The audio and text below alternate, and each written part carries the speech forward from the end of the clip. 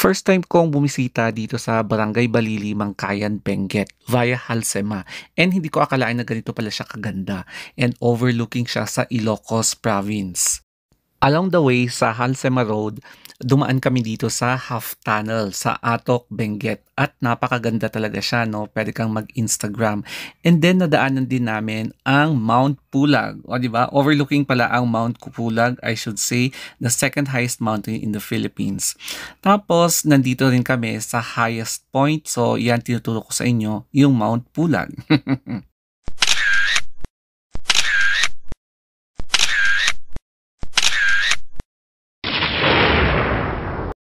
Let's begin our journey dito sa may bandang Camp Dangwa, La Trinidad, Benguet. At technically, nasa Halsemas Highway na tayo.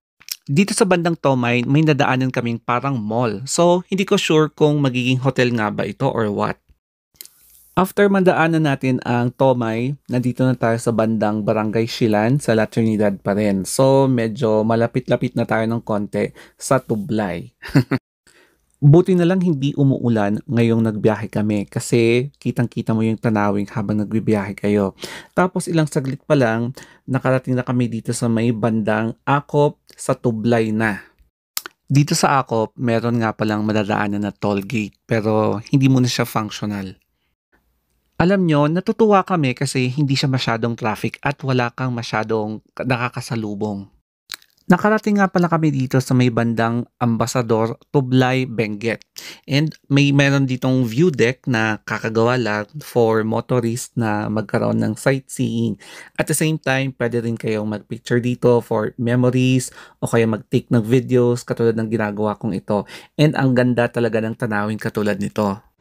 Tsaka meron kayong makikita dito na bulletin na pinapakita yung mga tourist hotspots dito sa Tublay Municipality para puntahan nyo kung sakaling nagustuhan nyo. So, ito yung isa pang glimpse ng view deck nila.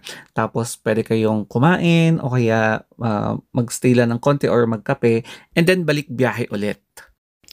Alam nyo, importante talaga na lagyan ko na ng watermark ang mga videos ko kasi makikita ko na naman ito sa mga ibang content creators.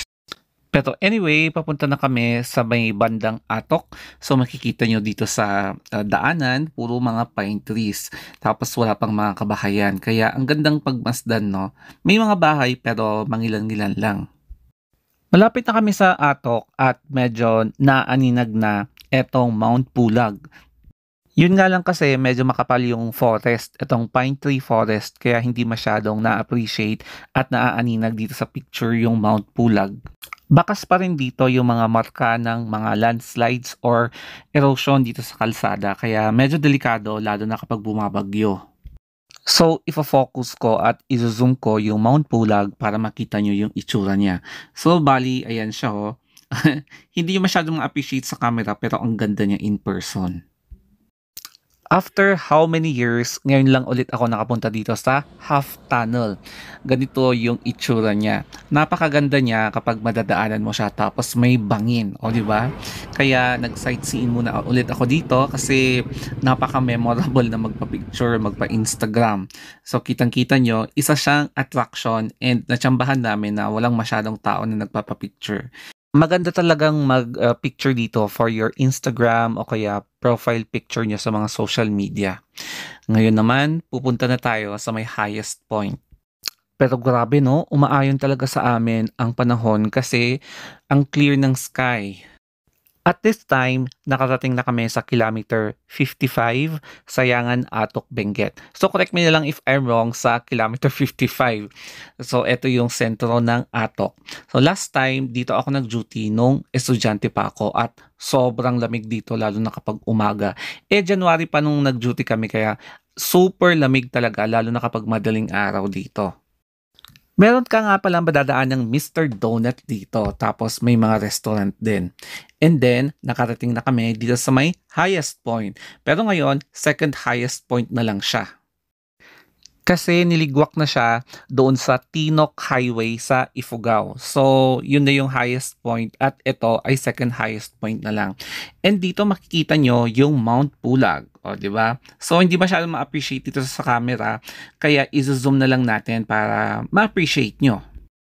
Pero bago natin i-focus ang Mount Pulag, biglang nakita ko tong waterfalls na 'to. I'm not sure kung may nakapunta na nga ba dito kasi mabangin siya. Kaya ituturo ko na lang sa inyo yung Mount Pulag. So yan siya guys. So, wala siyang parang vegetation sa taas kaya 'di ba kakaiba yung itsura niya. And then dito naman yung Mount Timbak. So medyo mataas din ito na mountain kasi 2,700 plus meters above sea level. Tapos malamig pa sa taas. Tsaka etong Karato lang highest point, siguro mapapalitan na 'to ng the second highest point kasi nasa Tinok Ifugao na yung bagong highest point. Binalikan namin itong highest point na view deck para maipakita ko sa inyo yung Mount Pulag. So ngayon naka-jacket ako kasi kanina nilalamig talaga ako. So eto nga pala yung Mount Timbak. Tapos sa bandang dyan sa may right, makikita natin yung Mount Pulag. Ayan. Kaya izo-zoom it natin, makikita nyo yung itsura ng Mount Pulag. O, di ba? So, yan yung highest point dito sa Luzon, third in the Philippines.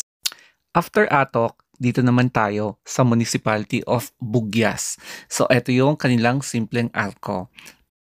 Dito tayo sa may bandang Sinipsip, Bugyas. So, correct me if I'm wrong ha.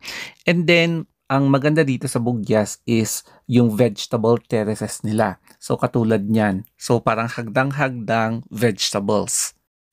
Tapos malalaman mong nakarating ka na sa natublang Bugyas Benguet kapag nakita mo na yung welcome na carrots, yung carrot capital of the Philippines.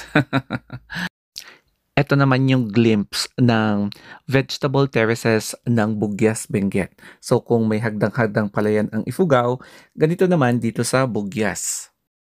Paglagpas namin ng Natublang, may dadaanan kami dito na mukhang sinking area, no? Kasi may mga ilang kabahayan tsaka structures na nag-sink o kaya medyo nag-e-erode. So currently ginagawa siya, ongoing yung construction. And I hope matapos yung construction nito before dumating na naman yung tag-ulan next year. Kasi mukhang medyo matatagalan, no? Pero kitang-kita nyo may mga bahay na nasira na dito. So fast forward, nakarating na kami dito sa Abatan, Bugyas, Benguet. And dito na rin kami magde-detour pa left side papunta sa Mangkayan, Benguet. So mukhang ito yung pinakasentro ng Bugyas. Since nasa sentro siya ng komersyo, marami kayong mapupuntahan dito na kainan, restaurant, mga gasoline stations, mga cafe, mga market, ganyan. So magpapa-left na tayo and dito na tayo papasok sa Mangkayan. O, di ba? Pagbaba pala ng kalsada ay medyo paliko-liko siya, no? Kaya hindi ako masyadong nag-record kasi baka mahilo kayo sa kakapanood dito na paliko-liko. Pero in fairness ang daming magagandang tanawin dito. Hindi siya masyadong matao and kitang-kita nyo yung pine trees katulad nito na pwede kayong mag-picture for your Instagram or profile. At sa wakas, liliko na kami dito sa Paray papunta sa Barangay Balili, Mangkayan, Benguet. So first time ko makarating dito and ganito yung itsura ng kanilang arko, Barangay Balili. So, papasok na tayo dito and mapapansin nyo, naging wine lane na lang yung kalsada. Ganito nga pala yung itsura ng Barangay Balili sa Mangkayan, Benguet. So, as in first time ko dito. And maganda yung kanilang tanawin kasi kitang-kita nyo dito yung Ilocos Sur or pati na rin yung South China Sea. Pasado 2:00 na ng hapon, so hindi pa kami kumakain, kaya ito yung watwat. Kaya nakiwatwat kami dito with matching sili. O diba, sausaw-saw ng ganyan. So hindi sila mahilig dito mag-soy, mag-ketchup and then sili. So kumain kami ng bonggang-bongga kasi kanina pa kami gutom na gutom, grabe. Pagkatapos namin kumain ng masarap na watwat ay nagpunta kami sa labas para magmuni-muni and nakita nga namin itong paaralan na to. So sumilip muna kami ng saglit and then bumalik kami ulit para magwatwat. Sa totoo lang, sobrang sarap talaga ng watwat, lalong-lalo na kapag sinerve with fresh vegetables from the highlands. So, hindi ka talaga magsasawa, no? Pati yung mga karne na sinaserve dito ay fresh na fresh. Hindi siya preserve or wala siyang preservatives.